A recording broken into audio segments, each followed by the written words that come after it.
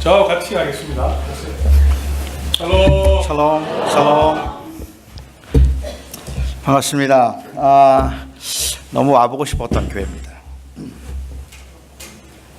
사실 우리 같이 동역하면서 너무 좋은 시간들을 많이 가졌는데 우리 목사님 또 섬기시는 교회 또 우리 사랑하는 교우들을 한번 만나 뵙고 싶기도 하고 그리고 또 목사님도 뵙고 싶기도 하고 그래서 이렇게 왔는데 이렇게 건강하게 또 사역을 잘 감당하고 또 아주 밝은 얼굴의 여러분들을 뵈니까 너무 좋습니다. 제가 잠깐 기도하고 시작할까요? 나이다. 아멘.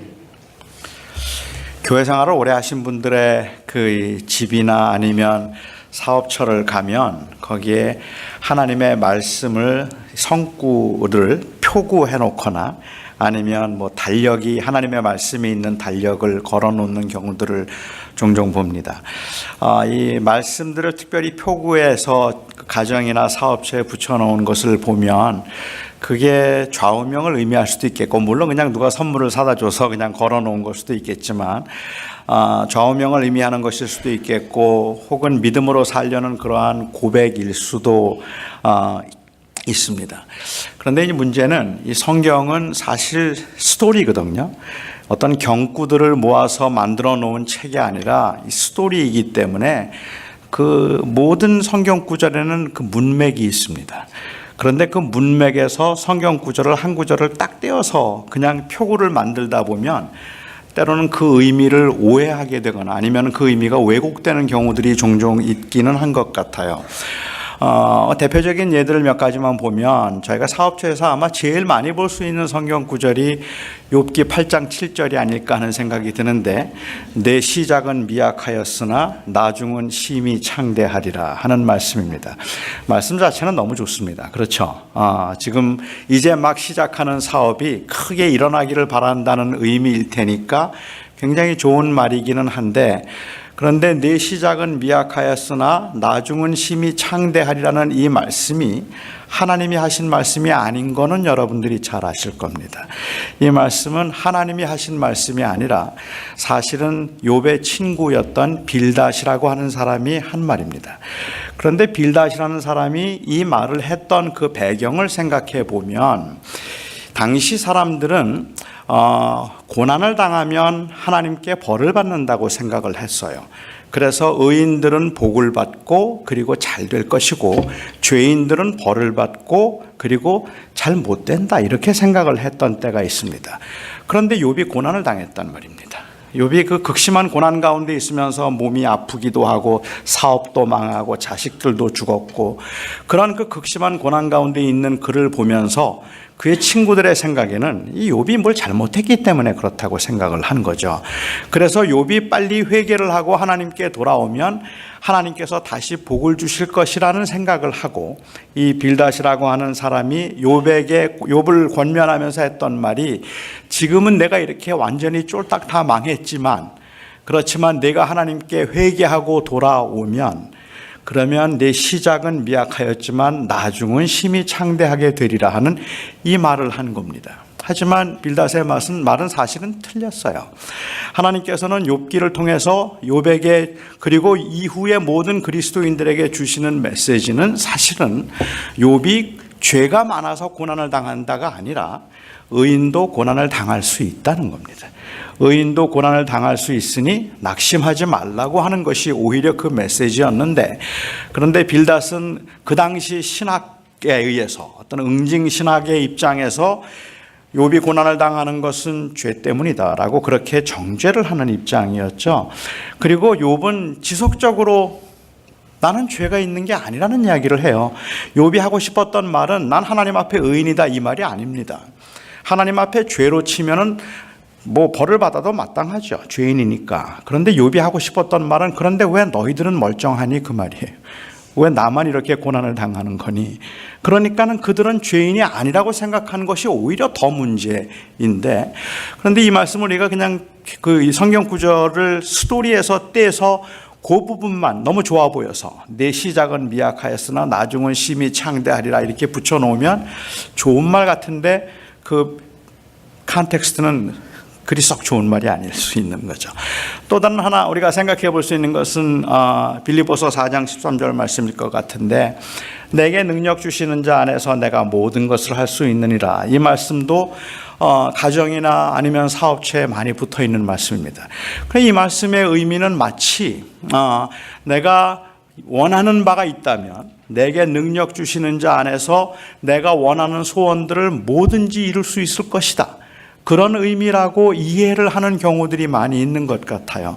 하지만 빌립보서 4장의 문맥에서 우리가 좀 살펴본다면 그 감옥에 갇혀있던 이 바울이 사실은 내가 자족하는 법을 배워서 내가 풍부에 처할 줄도 알고 가난에 처할 줄도 알고 빈곤에 처할 줄도 알아서 이 모든 일의 일체의 비결을 배웠다라고 그렇게 말을 하고 난 다음에 내게 능력 주시는 자 안에서 내가 모든 것을 할 수 있다라고 말하니까, 그가 지금 말하려고 하는 의도는 하나님이 나에게 능력 주시기 때문에 나는 크게 될 것이다, 이런 말을 하고 있는 것이 아니라 나는 모든 상황에서 자족하며 하나님께 감사하는 법을 배웠다, 그 소리거든요.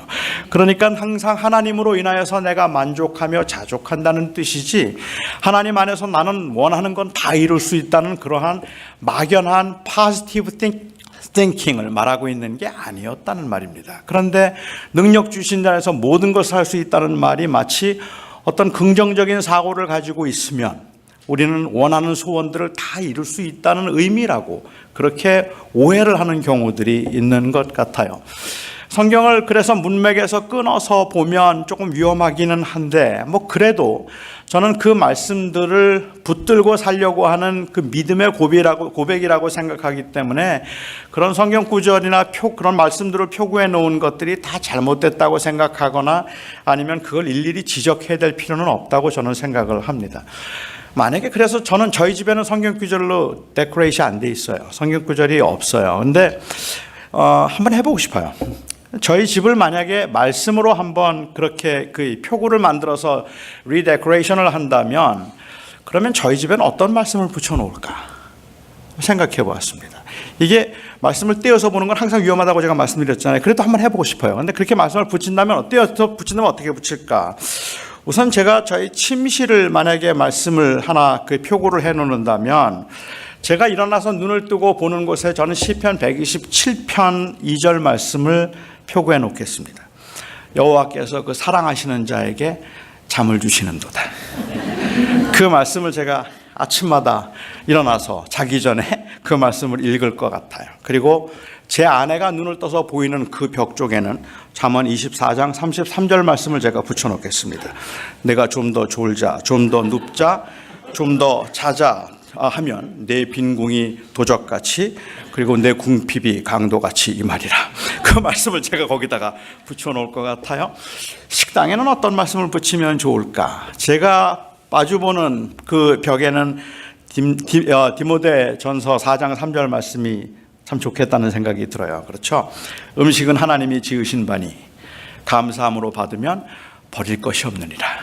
이 말씀을 제가 붙여놓고, 제 아내가 보는 쪽에는 당연히 마태복음 4장 4절 말씀 붙여놓겠죠. 사람이 떡으로만 살 것이 아니요 하나님의 입으로 나오는 말씀으로 살 것이니라. 그 말씀을 붙여놓겠습니다. 아이들 방에는 잠언 13장 1절이 좋을 것 같아요. 지혜로운 아들은 아비의 훈계를 듣느니라.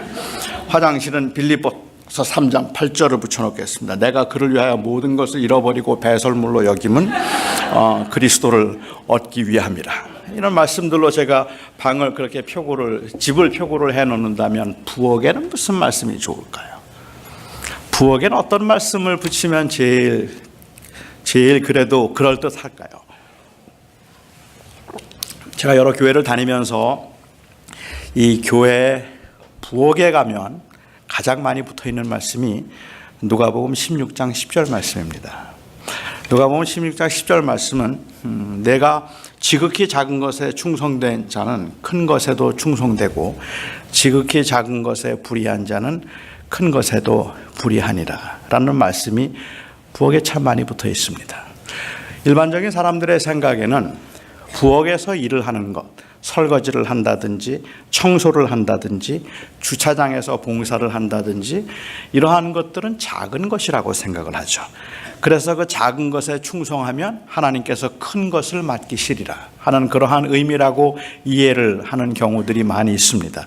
선교를 한다든지 설교를 한다든지 아니면 뭐 전도를 한다든지 이런 일들은 다 큰 것이라고 생각하고 그 외의 일들은 작은 일이라고 사람들은 생각을 하는 경향이 있습니다. 왜 사람들은 그렇게 생각을 할까? 그것은 아마도 우리가 그동안에 교회에서 거듭 강조했던 이 이원화의 문제일 거라고 생각합니다. 거룩한 것과 속된 것을 구분할 때 종교적인 일들을 거룩한 것이라고 불렀고 그리고 비종교적인 일들은 다 속된 것이라고 그렇게 불렀습니다. 그렇기 때문에 그냥 교회에서 봉사하고 교회에서 일하는 것은 주를 위한 거룩한 일이라고 생각하고 그 외에 가정에서 하는 일이나 부엌에서 하는 일들은 모두가 다 그냥 하찮은 세상의 일들이라고 사람들은 생각하는 경향이 있죠. 그런데 설교가 정말로 주를 위한 일입니까? 설교가 정말로 큰 일입니까? 제가 만일 지금 설교를 하면서 설교하는 저의 궁극적인 관심은 어떻게 하면 하나님의 마음을 여러분들에게 전달하고 어떻게 여러분들로 하여금 하나님을 잘 섬길 수 있도록 제가 주님이 사용하시는 도구가 될까 하는 그 일에 관심이 있는 게 아니라 제가 오늘 설교를 하면서 내가 어떻게 하면 여러분들의 관심을 받아서 인기 있는 목사가 되고 유명인이 될까 하는 데 관심이 있다면 이 일이 거룩한 일입니까? 이건 속된 일이잖아요. 설교를 한다고 해서 그 일이 거룩해지지 않는단 말입니다. 설교를 통해서 경건을 이익의 자료로 삼아서 돈을 벌려고 한다든지 아니면 그것을 통해서 권력을 누리려고 한다든지 이러는 경우라면 설교를 하고 목회를 한다고 해서 그 일이 거룩한 일을 하고 있는 것이 아니라 오히려 그 일 자체가 속된 일이 되어버린다는 말입니다. 결국은 거룩한 일이냐 속된 일이냐를 결정하는 것은 무엇을 하는가에 의해서 결정되는 것이 아니라 누구를 위해서 하는가에 의해서 결정되는 것입니다. 그 일이 아무리 그냥 일반적인 일이라고 할지라도 주를 위해서 하는 일이면 그 일이 바로 주님의 일이고 큰 일이 되는 거죠. 제가 미국에 처음 와서 청년 때 그때 장로님들이 기도하시는 그 기도들 가운데서 조금 제가 석연치 않았던 기도가 있었어요. 그 당시에는 지금은 이제 그렇게 기도하시는 분들이 많지 않은데 이 세탁소를 운영하시거나 이제 이러는 분들이 아니면 그로스리를 하시거나 그러는 이제 장로님들이 기도 순서 때 기도를 하시면서 이런 말씀들을 많이 하셨어요. 지난 6일 동안 이 썩어져갈 세상에서 썩어져갈 육신을 위해서 죄만 짓고 살다가 오늘 거룩하고 경건한 날 주님 앞에 예배하기 위해서 온 저희들을 용서해 주십시오. 이 썩어져갈 육신을 위해서 썩어져갈 일만을 6일 동안 했던 저희들을 모두 용서해 주시고 저를 깨끗게 해 주십시오. 그리고는 또 월요일 날 썩어져갈 육신을 위해서 썩어져갈 일을 하러 또 가시더라고요. 그렇게 또 그 다음 날이면 또 나가세요. 그러니까 기본적인 생각에 왜 세탁소에서 일하는 게 썩어져갈 육신을 위한 일이지? 왜 세탁소에서 일하는 그것이 왜 속된 일일까? 그리고 그 일은 마치 잘못된 이 세속적인 일이고 교회에서 봉사하고 예배하는 건 거룩한 일이라고 생각하는 것 자체가 저는 좀 문제가 있다는 생각을 하게 됩니다. 결국은 우리가 무슨 일을 하든지 주를 위해서 할 때 그 일이 거룩한 일이 되는 겁니다. 가정에서 부엌 일을 하는 것도 사업을 하는 것도 그리고 교회에서 봉사를 하는 것도 궁극적으로 주를 위한 일이 될 때 그때 그 일이 거룩한 일이지 무슨 일을 하고 있는가에 의해서 거룩한 것과 속된 것이 구분되는 것은 아니더라는 말이죠. 그러니까 부엌에서 일하는 것 그것이 그렇게 작은 일이 아닌데 그런데 그 일을 작은 일이라고 생각하고 선교나 말씀을 듣는 것을 큰 일이라고 생각하는 그 일반적인 우리 그 교회의 그 이해에 아마 가장 크게 기여한 사건이 있다면 제가 이야기하는 오늘 본문 말씀일 것 같습니다. 오늘 본문 말씀 때문에 사람들이 생각하기에 말씀을 듣는 것은 귀한 일이고 부엌에서 일하는 것은 작은 일이라고 사람들은 생각을 하는 경향이 있습니다. 그런데 저는 정말로 그럴까? 주님께서 마르다를 책망하시면서 네가 너무 많은 일로 분주한데 한 가지만이라도 족하니라라고 말씀하셨던 그 한 가지가, 그리고 마리아는 좋은 것을 취하였으니 빼앗기지 아니하리라고 하셨던 이 마리아가 취한 좋은 것이 정말 설교로 말씀을 듣는 걸까? 그게 저는 오늘 좀 이 의문이 생기고 여러분과 함께 나누고 싶은 말씀인데, 저는 아니라고 생각합니다. 제가 아니라고 생각하는 이유는 사실은 누가복음 10장 전체에서 우리가 신앙생활을 하는데 어떻게 신앙생활을 해야 될까 하는 것에 대한 그 밸런스 오프를 좀 하고 있다는 생각을 좀 저는 했습니다. 왜냐하면 이 사건 바로 직전에 나오는 것이 우리가 너무 잘 알고 있는 선한 사마리아 사람의 비유입니다. 한 율법사가 예수님을 찾아왔습니다. 그리고 묻습니다. 랍비여, 어떻게 하면 우리가 영생을 얻을 수 있겠습니까? How can I attain eternal life? 어떻게 하면 내가 영생을 얻을 수 있습니까? 라고 물었어요. 예수님께서 말씀하시기를, 그래, 율법에 뭐라고 기록되었느냐? 물으셨습니다. 그러자 그가 대답했습니다. 하나님을 마음을 다해서 사랑하고 이웃을 내 몸과 같이 사랑하면, 그러면 범죄하지 않고 그렇게 하면, 그러면 영생을 얻는다 했습니다. 주님께서 말씀하시기를, 그래, 그러면 가서 그렇게 해라 하고 말씀하셨어요. 그때 이 율법사가 하나님을 마음을 다해서 사랑하는 것은 문제가 안 되는데, 이웃을 사랑하라는 말씀을, 내 몸과 같이 이웃을 사랑하라는 말씀이 무슨 의미일까? 이것을 좀 확인하고 싶은 마음이 있었던 것 같아요. 그들은 이웃을 사랑하는데 아무 문제가 없었음에도 불구하고, 그래서 예수님에게 묻습니다. 누가 우리의 이웃입니까? 라고 물었어요.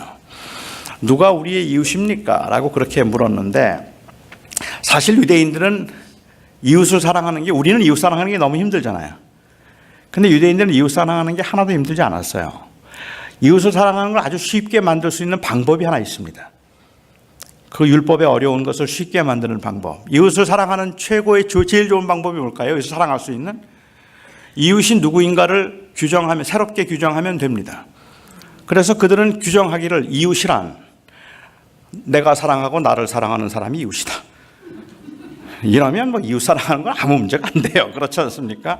그래서 하나님을 사랑하는 사람들, 이웃을 사랑한다고 얘기할 때 이웃을 자기 나름대로 규정을 했기 때문에 이방인도 이웃이 될 수 없고, 사마리아 사람도 이웃이 될 수 없고, 악한 세리도 이웃이 될 수 없고, 죄인들도 이웃이 될 수 없어요.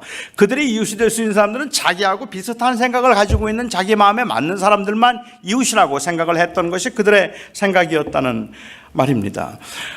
그렇게 생각을 하고 있었기 때문에 예수님께서는 선한 사마리아 사람의 비유를 말씀하셨습니다.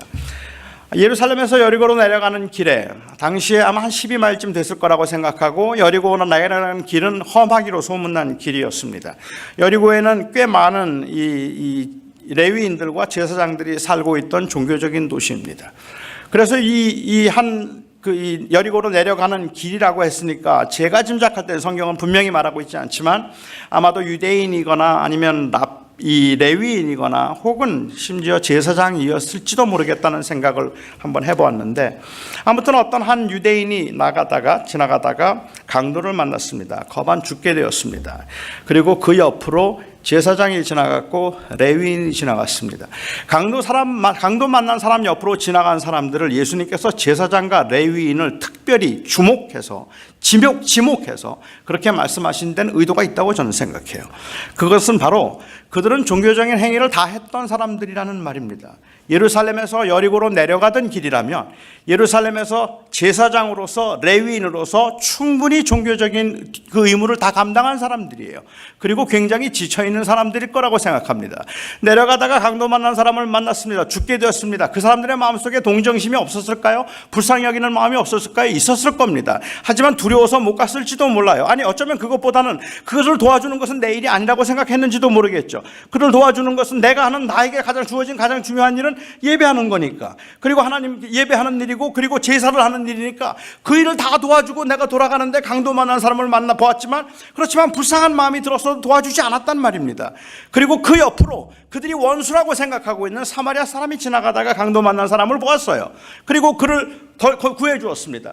제가 그 강도 만난 사람이 유대인이었을 것이라고 짐작하는 이유는, 그래야 말이 돼요.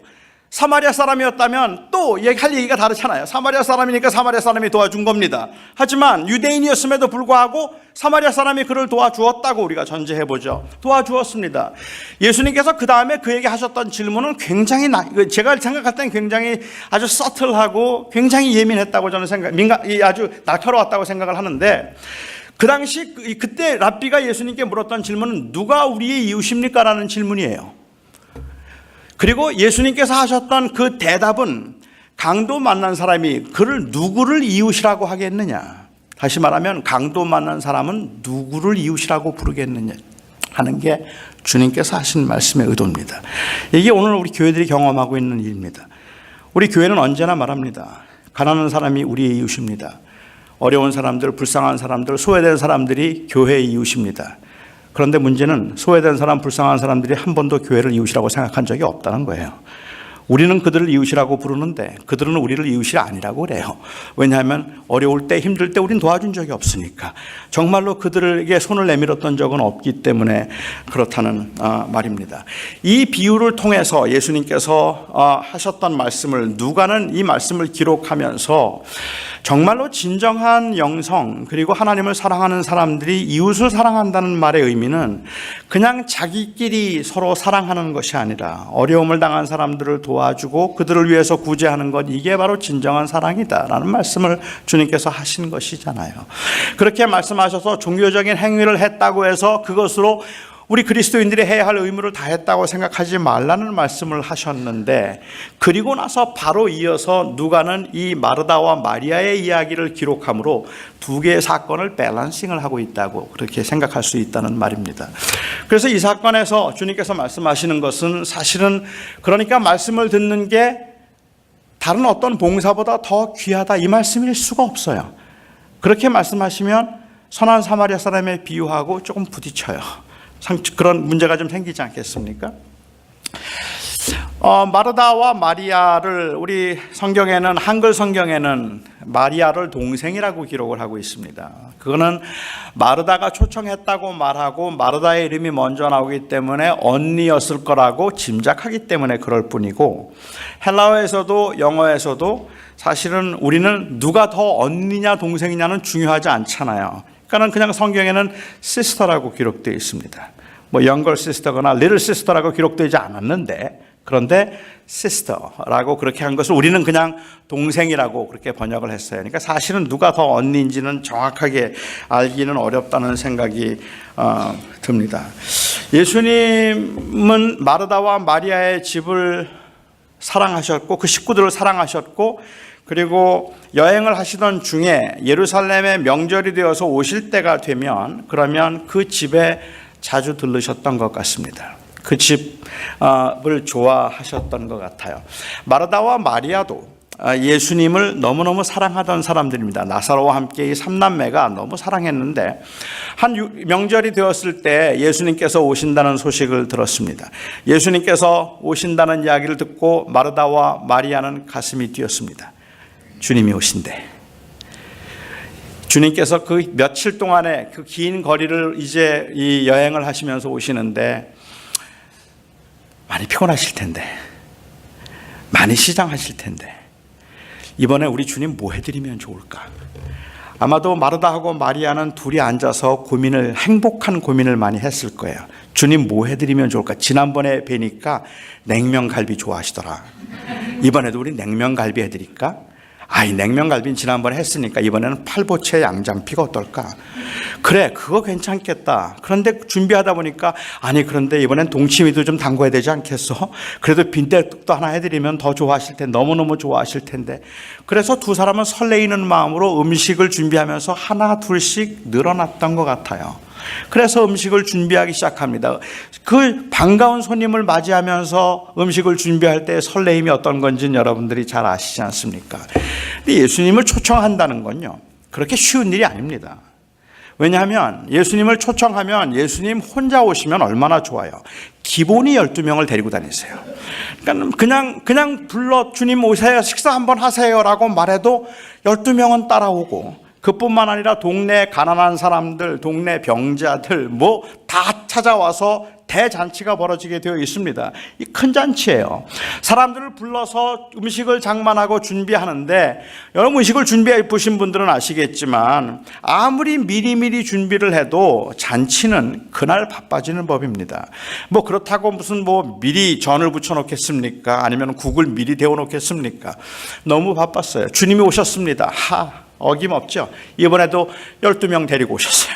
그 12명을 데리고 쭉 들어오셔서 방에 주님께서 앉으십니다. 주님께서 앉으시는 모습을 보고 마르다와 마리아는 주님 배고프실 텐데 빨리 음식 준비하자. 사람들을 불러서 급하게 막 음식을 준비하기 시작합니다. 그런데 음식을 장만하기로 한 게 너무 많았어요. 뭐 이것저것 하기로 해놓은 게 너무 많으니까 아무리 준비를 해도 제 시간에 되지를 않는 거예요. 주님이 배고프신 걸 생각하면 더 마음이 조급해지는 겁니다. 빨리 주님께 맛있는 거 해드려야 될 텐데, 빨리 해드려야 될 텐데 하는 생각을 하고 자꾸 음식을 준비하고 마르다가 분주하게 정신없이 다니다가 보니까 마리아가 안 보여요. 그 바쁜데 마리아가 보이지 않는 겁니다. 마리아 어디 간 거야? 아무리 찾아도 없어요. 나중에 보니까는 예수님 발 앞에 턱을 개고 앉아서 말씀을 듣고 있습니다. 아니 지금 바쁜데 저기서 제가 뭐 하고 있는 거지? 그리고는 마르다는 아마도 마리아에게 계속 그 뒤에서 눈짓을 했을 거예요. 마리아가 마르다하고 눈이 마주쳤을 거라고 저는 생각해요. 마르다가 자꾸 나오라 그러면 쳐다보고는 본 척도 안 해요. 그리고 예수님 말씀을 듣고 있는 겁니다. 지금 바빠서 나오라고 몇 번씩 그렇게 눈치를 주는데도 불구하고 마리아는 나오지 않고 주님의 말씀을 듣고 있습니다. 너무 화가 나기 시작하죠. 짜증나죠. 화가 나고 짜증이 나서 마침내 참다 못해서 예수님한테 일렀습니다. 예수님, 내 동생을 명하여 나를 좀 도우라 하소서. 지금 바빠 죽겠는데 저렇게 말씀 듣겠다고 저렇게 앉아있으면 되겠습니까? 제발 내 동생 보고 날 좀 도와주라고 하세요 라고 그렇게 예수님께 이 부탁을 청을 했습니다. 제가 알고 있는 예수님은요, 일반적으로 이럴 때 제가 알고 있는 예수님은 마리아에게, 마리아야 나가서 언니 좀 도와줘라. 넌 너무 얌체다. 지금 얼마나 바쁘니 언니가. 그런데 나가서 좀 도와줘야지. 여기서 이러고 있지 말고 너는 이따가 내가 저녁 때 다시 해줄게. 그러니까 나가봐. 저는 이래야 예수님 같다고 생각해요. 그렇지 않습니까? 지금 얼마나 마르다가 힘들어요. 그런데 오히려 주님께서 마르다에게 말씀하시기를, 마르다야 내가 너무 많은 일로 분주한 것 같다. 몇 가지만 혹은 한 가지만이라도 족하니라.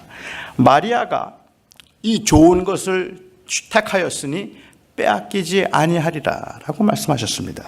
그렇기 때문에 언뜻 보아서는 마치 마리아는 하나님의 말씀을 경청하는 이 일을 택했기 때문에 마르다보다 더 좋은 것을 택했다는 의미라고 보기가 쉬울 것 같습니다. 그런데 정말로 마르다가 예수님의 말씀의 의미를 그렇게 이해했더라면 그날 주님이 점심 드셨을까요? 못 드셨을까요? 그날 주님은 점심 못 드셨어요. 그렇죠. 마르다도 그래요. 그리고 그냥 다 벗어놓고 들어와서 말씀 들으면 되는 거 아닙니까? 요한복음 12장에 가서 보면 마르다는 배운 게 없는 사람인 것 같아요. 깨달음이 없는 여인처럼 그렇게 보여지기도 한단 말입니다. 마지막 6월절 때 예수님께서 시몬이라는 사람의 접에 초청받아서, 베다니 마르다와 마리아에 있는 동네입니다. 그 집에 초청받아서 식사를 하러 가셨는데 그 자리에서 마리아가 한 일이 뭔지 아십니까? 마리아는 그 자리에서 향유를 깨뜨리고 예수님의 발에 부었습니다. 엄청난 일을 하고 있죠. 우리가 일반적으로 생각하고 있는 마리아는 굉장히 여성적이라서 조용하고, 그리고 마르다는 굉장히 어그레시브한 여인이었을 거라는 것에 반대입니다. 그 당시 상황에서 보면 남자들만 말씀을 듣고 있는 그 자리에 여자 마리아 혼자 말씀을 듣는 건 이건 보통 용기가 아닙니다. 완전히 revolutionary figure입니다. 혁명을 일으키는 여자예요. 남자들이 있는 곳에 예수님 앞에서 머리를 푼다? 그리고 향유를 그 예수님의 발에 바르고 그 머리카락으로 발을 닦는다? 이거는 아무나 할 수 있는 일이 아니에요. 엄청난 용기를 가진 여인임에 분명합니다. 그때 마르다 뭐 하고 있었을까요? 요한복음 12장에 보면 마르다는 일을 하고 라고 하고 있어요. 근데 거기에 사용한 단어는 부엌에서 일을 하고 있었던 겁니다. 마르다는 여전히 부엌에서 일할 때 마리아는 예수님의 발에 향유를 붓는 일을 하고 있었어요. 사람들이 생각할 때는 마르다가 여전히 부엌의 일에 빠져서, 그래서 이 마리아처럼 그렇게 주님과 교제하지 못했다고 생각할지 모르겠습니다. 저는 그렇지 않다고 생각합니다. 마르다의 문제는 단순히 부엌에서 일을 했다는 것이 아닙니다. 마르다는 부엌에서 일을 했는데 그때 일을 시작했던 그 동기는 주님을 기쁘시게 하기 위해서입니다. 어떻게 하면 주님을 기쁘시게 해드릴까? 주님께 뭘 맛있는 걸 해드릴까? 마리아와 함께 고민하면서 음식들을 장만하고 준비하고 열심히 했는데 너무 바쁘고 분주하다 보니까 중간에 그는 예수님을 놓쳤어요. 그리고 예수님보다는 오히려 마리아가 보이기 시작했습니다. 이제는 예수님을 보고 시작한 일인데 마리아 때문에 그만두게 생겼어요. 이런 일들이 우리 주변에는 얼마든지 있습니다. 우리는 주님을 사랑하는 마음 때문에 믿음으로 사역을 시작하고 믿음으로 봉사를 시작하지만 대체로 우리가 사역을 그만둘 때는 주님과 우리 사이에 사람이 끼기 시작할 때입니다. 그 사람을 보기 시작하면 그 다음부터는 주님이 안 보여요. 그 사람들이 중간에 끼어들면 그 사람이 나는 옳은 동기이기 때문에 나는 지금 정말로 주를 향한 열심이 있기 때문에 더 괘씸한 거예요. 왜 저렇게 나를 도와주지 않고 왜 저렇게 나와 함께 하지 않고 왜 저렇게 이기적이지? 왜 자기만 생각하는 거지? 저렇게 자기만 생각하고 이기적이라서 내가 힘든 걸 도대체 알아주지도 않고 돌봐주지도 않고 도와주지도 않는 그 사람이 야속하다고 생각하는 순간부터 주님을 보고 시작했는데 주님과 그 마르다 사이에 마리아가 끼기 시작하는 겁니다. 그 다음부터는 마리아 때문에 주님이 안 보이죠. 그냥 원망만 깊어지는 경우들입니다. 우리가 믿음 생활을 시작하면서 믿음 생활을 하다 보면 사람들이 많은 상처를 받고 많이 다치게 될 때 그때 쉽게 경험할 수 있는 겁니다. 물론 저는 그걸 가볍게 생각하고 싶은 마음은 전혀 없습니다. 하지만 분명한 것은 마리아가 주님의 말씀을 듣고 있다는 그 말씀을 듣는 것이 주님은 좋은 것이라고 말하고 있는 것이 아니라 마리아는 아직도 나를 보고 있다고 말씀하고 계시는 겁니다. 마리아는 아직도 나를 보고 있는데 너 지금 누구 보고 있니? 그게 주님이 하시는 말씀이라고 저는 생각해요. 그러니까는 그 마르다가 주님이 아닌 마리아를 보면서 짜증과 불평을 내고 있을 때 마르다 보지 말고 나를 봐 하는 그것이 바로 주님이 하고자 하셨던 말씀이지 가서 음식 만들지 말고 여기서 너도 말씀 들어 그 말씀을 하신 게 아니라는 말입니다. 그 음식을 만드는 그 자리에서도 어떻게 하면 주님을 기쁘게 해드릴까를 생각하고 이 음식을 드시면서 주님께서 행복해 하실까? 그런 생각을 하면서 만들었던 음식이라면 그게 얼마나 귀한 거냐는 말이에요. 그게 바로 주님을 섬기는 것이기 때문에 그렇죠. 우리는 그리스도를 바라보고 오직 그리스도를 영화롭게 하며 주님의 이름으로 모여 있음에도 불구하고 오늘날 교회의 심각한 문제는 많은 사람들이 모여 있는데 주님이 안 계신 것 같다는 거예요. 사람들의 관심이 주님에게 있지 않다는 거예요. 어느 때는 그게 목사일 수도 있습니다. 어느 때는 그게 목회일 수도 있겠고 어느 때는 그게 내 사역일 수도 있습니다. 목사가 하나님을 가리키도록 해서 예배를 마치고 난 다음에 떠나는 교인들의 마음속에 주님에 대한 관심과 주님에 대한 열망이 깊어져서 떠나야 되는데 주님은 없어요. 그냥 우리 목사 설교 잘하지 그게 다예요. 아니면 우리 목사 오늘 설교 왜 저렇게 했대? 그걸로 그냥 그날 예배가 끝난다면 오히려 우리는 너무 많은 일들로 분주한 가운데 있지만 실제로 주님을 바라보지 못하고 있는 상황인지도 모르겠다는 겁니다. 주님을 놓치고 있는 그러한 상황에 빠질 때가 많이 있지 않을까 하는 생각을 하게 됩니다. 교회는 너무 분주해요. 저는 교회 프로그램들이 있어야 된다고 생각하고 필요하다고 생각하지만 그런 모든 프로그램이나 모든 훈련들은 결국은 주를 바라보도록 하기 위한 것이어야지 주님을 향한 시선을 빼앗아가거나 가리우는 것이 되면 안 된다는 말이죠. 어느 한 할머니가 좀 외로웠습니다. 그래서 친구가 좀 필요했어요. 그래서 애완용 동물을 파는 가게를 갔습니다. 그리고 앵무새 한 마리를 사기로 했어요. 앵무새를 사면서 주인에게 물었습니다. 이 앵무새 말 잘하죠? 그럼요. 말 너무 잘합니다. 그래서 앵무새를 사가지고 왔어요. 다음날 할머니가 가게로 다시 돌아왔습니다. 그리고 말합니다. 앵무새가 말 안 해요. 그래요? 죄송합니다. 혹시 그 새장에 거울 있나요? 거울 없는데요? 거울을 하나 사가시죠. 앵무새는 이 거울을 보고 그리고 자기 그 모습을 보면서 그러면서 기분이 좋아지면 친구하고는 말을 잘합니다. 거울을 사가지고 왔습니다. 다음날 다시 왔어요. 말합니다. 아직도 앵무새가 말을 하지 않아요. 그래요. 정말 죄송합니다. 혹시 새장 안에 그네 있습니까? 그네 없는데요. 그네를 하나 사가시죠. 새들은 그네를 타고 기분이 좋아지면 말을 합니다. 그래서 그네를 사가지고 왔어요. 다음날 할머니가 또 왔습니다. 아직도 말을 하지 않는데요. 아, 그렇습니까? 혹시 새장 안에 이 사다리 있나요? 사다리 없는데요. 새는 이 사다리로 오르락내리락 하면서 기분이 좋아지고, 기분이 좋아지면 아마 그냥 끝없이 말을 할 겁니다. 좀 기분이 언짢았지만 사가지고 왔습니다. 다음날 이 할머니가 다시 가게를 찾아왔습니다. 그리고는 말합니다. 아주 풀이 죽어서 얼굴이 완전히 달라졌어요. 안색이. 새가 말하던가요? 아니요. 새가 죽었어요. 오, 정말 미안합니다. 그런데 새가 죽을 때까지도 정말 한마디도 하지 않던가요? 죽기 전에 한마디 하고 죽었어요. 뭐라 그러던가요? 새가 말하기를 그 가게에 먹을 건 안 팔던가요? 그리고 죽었습니다. 굶어 죽었습니다. 네. 새가 말하도록 하기 위해서 거울도 갖다 놓고 사다리도 갖다 놓고 그네도 갖다 놨는데 먹이를 안 줬어요. 그리고 새가 굶어 죽었습니다. 오늘날 교회에서 예수님께서 질식하신다는 생각이 들 때가 있습니다. 교회 안에 교회를 성장시키기 위해서 훈련도 많이 하고 프로그램도 많고 행사도 많은데, 그런데 실제로 주님은 계시지 않단 말이에요. 정말로 주님을 영화롭게 하고 주님이 바로 이 교회의 주인이시며 우리는 예수 그리스도만을 영화롭게 하기 위해서 모여 있습니다. 주님이 우리가 이곳에 모여 있는 이유입니다. 라는 그 고백이 사라졌다는 말이에요. 더 이상은 그 주님이 중심이 아니라 교회 부흥이 중심이 되어버렸고, 교회 성장이 중심이 되어버렸고, 예수 그리스도가 중심이 된 것이 아니라 사람들이 중심이 되어버렸단 말입니다. 그래서 사람들과 예수님 사이를 가리고 있는 사람들이 너무 많고, 그 예수님과 사람 사이에 가리고 있는 그 장애물이 될 만한 그러한 사역들, 사건들, 행사들, 프로그램들이 너무 많다는 거예요. 오해 마십시오. 필요합니다. 그런 사역들 필요합니다. 제자훈련 해야 합니다. 전도 폭발, 전도 훈련 해야 합니다. 그런데 그걸 왜 하느냐는 말이에요. 우리가 그것을 통해서 무엇을 얻고자 하느냐는 말이에요. 그것을 통해서 정말로 주님을 더 가까이 하고 주님을 붙들고 주님을 영화롭게 하겠고 주님을 전하겠다는 생각이 아니라면, 그냥 단순히 교회를 부흥시켜서 이곳저곳에 있는 사람들을 불러 모아서 교회 커지면 그것을 성공이라고 말하고 그것을 부흥이라고 말하기 위해서 한다면 너무너무 열심인데 주님이 없어요. 마르다 같아요.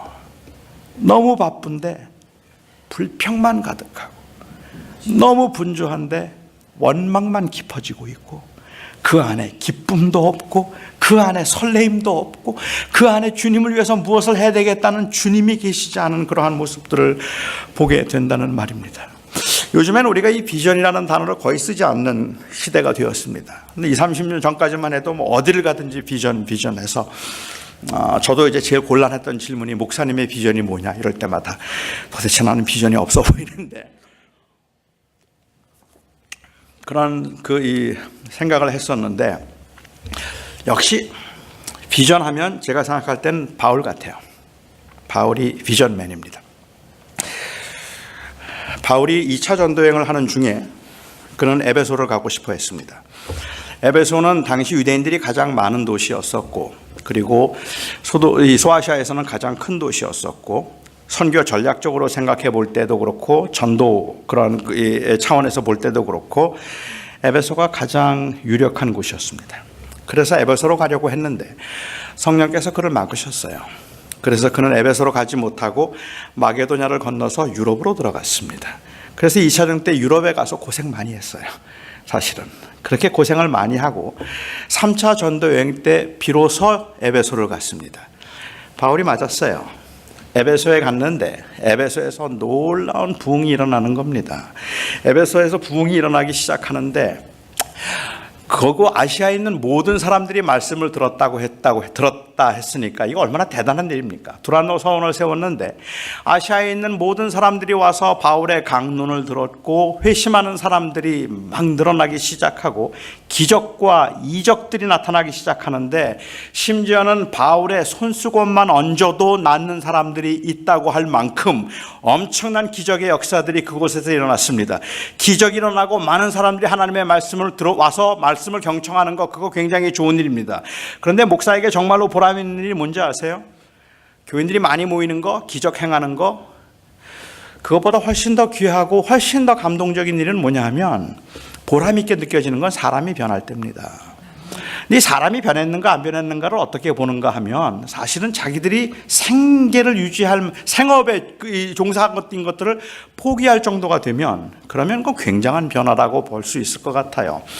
당시 에베소에는 아뎀이라고 하는 여신상이 있어서 그 여신상을 중심으로 해서 돈을 버는 사람들이 많았습니다. 점치는 사람도 많았고, 그리고 뭐 이 은장색들도 많아서 그런 그 우상을 만들어 파는 사람들도 많았습니다. 바울이 복음을 전할 때 점을 치던 사람들, 마술을 하던 사람들이 회심하고 하나님께 돌아오면서 그들이 자기들이 가지고 있던 그 이 마술책들을 다 불에 태워버렸습니다. 이건 엄청난 변화인 것 같아요. 우리 돈으로 계산한다면 은 5만이 지금 돈으로 계산한다면 정확하게 계산 안 되겠지만 한 50만 불은 될 거라 그래요. 엄청난 변화입니다. 그렇게 온 도시가 다 변하는 것 같았어요.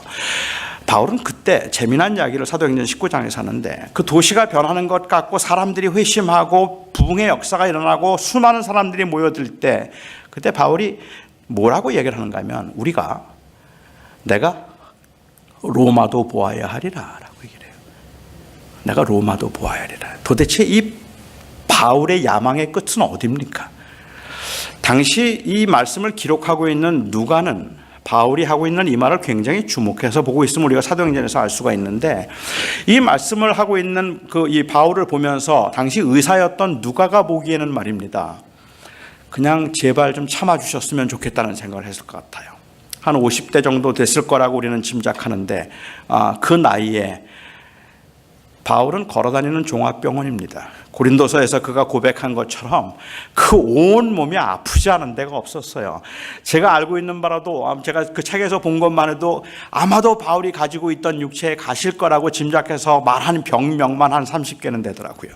이 사람은 그렇게 이 온 몸이 아픈 사람인데 에베소에서 부흥하는 거예요. 아니 50대 목사가 에베소에서 교회가 부흥하고 성장하는 그 자리에서 가장 성장하는 그 자리에 3년 동안 사역하고 있으면서 아마 옆에서 누가가 보기에는 이젠 좀 쉬지, 여기에서 조금 누려도 될 텐데 라고 생각할 수 있지 않겠습니까? 그런데 그 순간에 바울은 로마를 보겠다 그래요.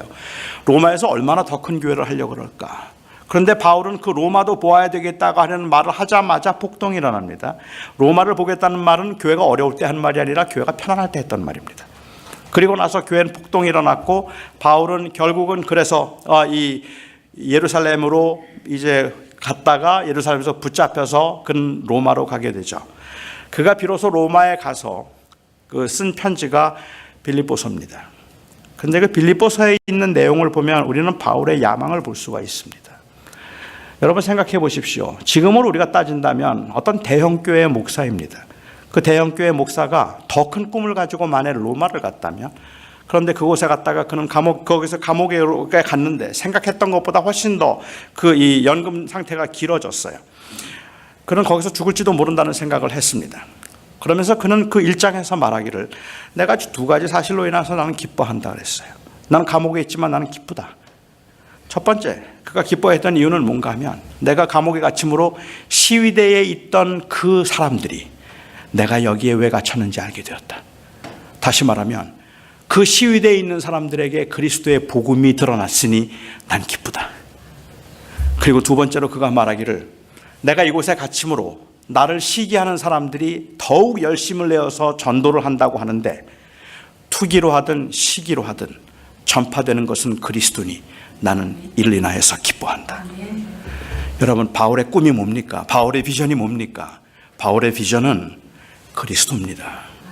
바울의 비전은 오직 예수 그리스도의 복음이 드러나는 것이지 자기가 어디에 가서 얼마나 큰 목회를 하느냐 하는 것이 그의 비전이 아니었단 말입니다.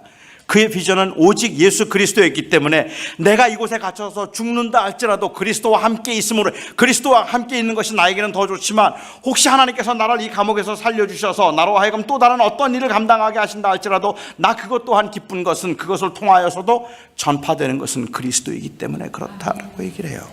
오직 예수만 보자, 예수 그리스도만 높이자, 이것이 바울이 가지고 있던 생각이었다는 말입니다. 오늘날 우리가 종종 많이 이제 사용하는 말들 가운데 전 특히 이제 최근에 우리 교회에서도 많이 쓰는 말 중에 저는 그 말을 그렇게 부인하고 싶지는 뭐 이렇게 막 부정하고 싶지는 않지만 좀 충분하지 않다고 생각하는 말들이 뭔가 하면 이 내려놓음이라는 말입니다. 물론 내려놓음이라는 책을 쓰신 분은 그런 의도에 쓰신 것이 아니니까 저는 그분을 전혀 오해하거나 이런 마음은 없는데 일반적으로 교회에서 사용하는 말들이 내려놓음 아니면 자기 비움입니다. 자, 우리는 이제 내려놓자. 그런 말들 참 많이 쓰는 것 같아요. 근데 저는 조금 아쉬워요. 내려놓자는 말을 쓰면. 내려놓는 것을 이야기하면 비우는 걸로 얘기하고 내려놓는 걸로 얘기하면 저는 웬만한 목사들보다는 스님이 좀 나을 것 같아요. 그렇지 않습니까? 스님은 완전히 무소유로 사시는 분들인데 내려놓음을 목사가 스님을 따라갈 수 있을까? 안 될걸요? 안 될 겁니다. 교인들이 못 쫓아갈걸요? 아니면 자기 비움? 자기를 비운다는 것 자체를 마치 어떤 그 경건의 상태인 것처럼 그렇게 생각을 해서 내가 많은 기도와 묵상을 통해서 나를 비우면 그러면 그게 곧 경건이겠거니라고 생각하는 경향이 또 있는 것 같기도 해요. 근데 그런 묵상을 통한 자기 비움을 경건이라고 생각하면 이건 역시도 저는 스님이나 아니면 수도사들을 따라가기는 어려울 거라고 저는 생각을 합니다. 우리 기독교인들이 궁극적으로 추구하는 것은 내려놓음이 아닙니다. 우리가 궁극적으로 추구하는 것은 올려드림입니다. 우리가 궁극적으로 추구하는 것은 자기 비움이 아닙니다. 우리가 추구하는 것은 채움입니다. 우리는 그리스도로 채우고 싶은 것이지 우리를 비우고 싶은 게 아닙니다. 우리는 나를 내려놓는 것으로 우리의 목표를 삼는 것이 아니라 내가 내려놓는 것은 그리스도를 높이기 위해서일 뿐입니다. 오직 그가 높아지지 않는다면, 내 삶을 통해서 그의 이름이 높아지지 않는다면, 이 교회를 통해서 그의 이름이 높아지지 않는다면, 그렇다면 아무리 교회가 부흥해도 소용없단 말이에요. 그 부흥을 통해서 그리스도가 높아지고 주님이 존귀케 되는 것, 그것이 우리가 추구하고 있고 우리가 꿈꾸고 있는, 우리가 열망하고 있는 우리의 소망이고 우리의 비전이어야 한다는 말입니다. 그렇기 때문에 저는 개인적인 영성에 있어서조차도 영성을 단순히 그냥 비움이나 어떤 극심한 어떤 훈련을 통하여서 그래서 자기를 더 낮추는 것, 단순히 거기에 목적이 있는 건 아니라는 저는 생각을 해요. 그건 필요하지만 그게 궁극적인 목적이 아니라 수단으로서 필요할 뿐입니다.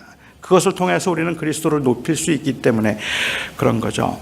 디모데 전서에 보면 사도 바울이 한 말 가운데, 디모데전서는 바울이 사역 말년에 쓴 편지입니다. 그러니까 그가 죽기 얼마 전에 썼을 거라고 짐작하는데, 그런데 그 편지에서 바울은 말하기를 나는 죄인 중에 괴수다, 그렇게 얘기를 해요. 바울이 사역 말년에 아마도 60은 됐겠다 싶은데 사역 말년에 내가 죄인의 괴수다? 이 말이 무슨 뜻일까?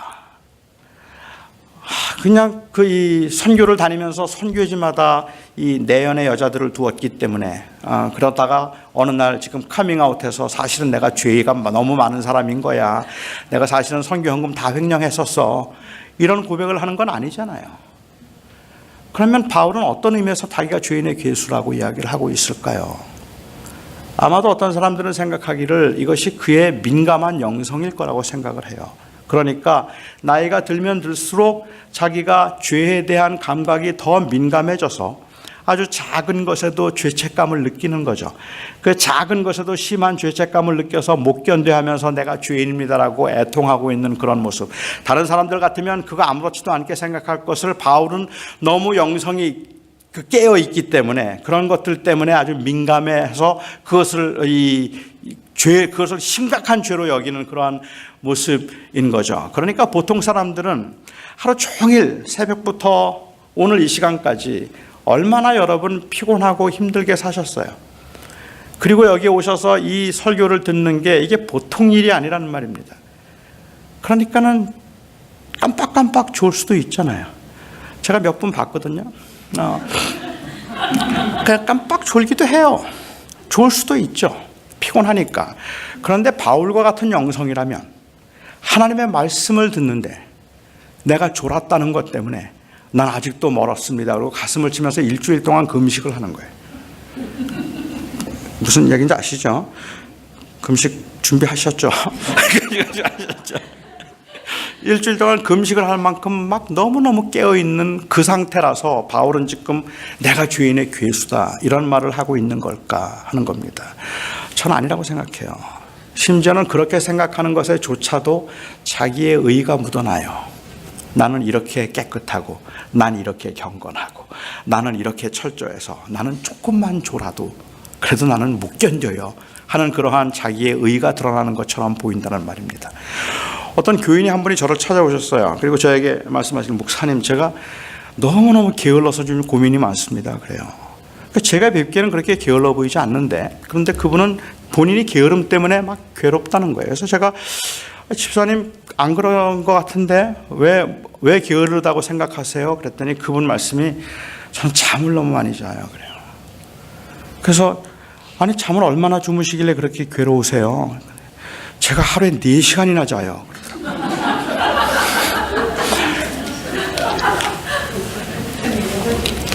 그 말을 듣는 순간 제 마음속에 지금 나들라고 하는 얘기인가 하는 생각이, 도대체 왜 나한테 자기는 4시간이나 자는 게으른 사람이라는 말을 왜 나한테 할까, 뭐 이런 고민을 하게 만들었는데, 어느 때는 우리가 이런 민감한 영성에 대한 이야기들, 나는 그냥 조금만 뭐 해도 막 괴롭고, 그럴 수 있어요. 그런데 그것들이 때로는 자기의 의처럼 들리잖아요. 바울은 지금 그 이야기를 하고 있는 게 아니라는 말입니다. 내가 죄인의 괴수라는 말은 엄밀하게 얘기하면 과거형이에요. 그가 사역을 감당하게 만들고 그로 하여금 그 고난 가운데도 끝까지 견디게 만들 수 있었던 힘은 나는 하나님 앞에 의로운 사람으로 경건하게 살고자 하는 사람이기 때문에 그렇다, 이게 아니었다는 거예요. 그로 하여금 그 고난 가운데도 견디게 만들고 그 믿음의 길을 가게 만들 수 있었던 힘은 그가 그 디모데전서 1장에서 고백하는 것처럼 내가 전에는 포악자요, 포행자요, 핍박자요, 방해자요, 악한 자였으나 이런 나를 긍휼하게 여기셔서 오랫동안 참으시면 다른 모든 사람들도 오래 참으시고 그들이 구원에 이르도록 하는 것을 하나님께서 보여주기 위해서였다라고 이야기를 하고 있다는 말입니다. 그러니까는 결국 그 평생의 그의 생애를 끌어가고 있었던 힘은 바로 그를 위해서 죽으신 예수 그리스도의 그를 통해서 주신 구원이에요. 예수 그리스도께서 죽으심으로 나에게 주신 그 구원, 그리고 그래서 나로 하여금 하나님의 자녀가 되게 하시고 그리고 그 영원한 나라를 기업으로 이어가게 하신 그 하나님의 은혜, 그것을 내가 생각하면 내가 전에는 주님을 핍박하고 전에는 주님 믿는 사람들을 괴롭히고 죽이려고 했던 사람이지만 이런 나를 불쌍히 여기셔서 구원하셨으니 그래서 그가 평생을 그 은혜에 감격하며 산다라고 말하고 있는 겁니다. 다시 말씀드리면 그는 언제나 그리스도만 보고 있는 거예요. 저는 이 모습이 진정한 교회의 모습이라고 저는 생각해요. 교회가 세상과 뭐가 달라야 될까? 비움으로 이야기한다면 전 그래요. 사실은 만약에 자기 비움을 얘기하자면 목사보다는 어쩌면 스님이나 아니면 사이콜로지스트가 와서 강론을 해도 다르지 않을 거라고 생각해요. 그런데 거기엔 예수가 없잖아요. 거기엔 예수가 없잖아요. 오늘 우리 교회에서 진정으로 우리가 추구해야 되는 건강한 교회의 모습은 뭘까? 저는 참 건강한 교회의 모습 중에 하나가 있다면 그것은 바로 오직 그리스도만 바라보는 교회라고 저는 생각합니다. 고난 중에도 그리스도를 바라보고 그리고 연약할 때도 그리스도를 바라보고 하나님께서 부흥을 주셨을 때도 그리스도를 바라보고 건강하고 형통할 때도 그리스도를 바라보고, 그래서 우리가 고백할 수 있는 것처럼 내가 그리스도와 함께 십자가에 못 박혔나니 그런즉 이제는 내가 산 것이 아니요 내 안에 그리스도께서 사신 것이라. 이 고백이 교회를 교회되게 하는 고백인 겁니다. 이 고백은 교회만 할 수 있는 고백입니다. 이 고백은 예수를 믿는 사람만 할 수 있는 고백입니다. 그래서 이 고백이 바로 교회를 교회되게 만드는 것입니다. 저는 이 교회가 오직 그리스도께서 우리의 주인이 되시고 머리가 되시기 때문에 내가 그리스도와 함께 십자가에 못 박혔나니 이제는 내가 산 것이 아니라 내 안에 그리스도께서 사신 것이라. 이 고백이 여러분들의 삶을 주도하고 이 교회를 주도할 수 있기를 바랍니다. 기도하겠습니다.